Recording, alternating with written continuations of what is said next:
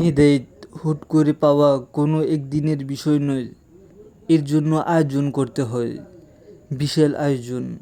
নফসের বিরুদ্ধে গিয়ে নিয়মিত ৫ ওয়াক্ত সালাতের আয়োজন, হারাম বর্জনের আয়োজন, মিথ্যা পরিহারের আয়োজন, শয়তানকে হারানোর আয়োজন। প্রচণ্ড ধৈর্য, আস্থার প্রয়োজন। বেশ কয়েকদিন কেটে যাবে এভাবেই, তারপর নফস এবং শয়তান হেরে যাবে, সালাতে মনোযোগ আসবে, হারামে জড়াতে ভয় কাজ করবে, মিথ্যা ভাবতেই গা শিউরে উঠবে, প্রচণ্ড ধৈর্য এসে যাবে। কেন বলুন তো?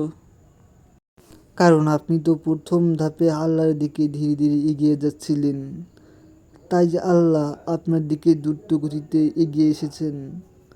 তাই শুধু হেদায়েত এর অপেক্ষা করে নিশ্চিন্ত হয়ে থাকলে হবে না, চেষ্টা করতে হবে। যে আল্লাহর দিকে হেঁটে যায়, আল্লাহ তার দিকে দৌড়ে যান, যাকে বলে হেদায়েত। এরকম ছোট ছোট আরও ইসলামিক গল্প পেতে আমাদের চ্যানেলটিতে সাবস্ক্রাইব করুন এবং ভিজিট করুন। ধন্যবাদ।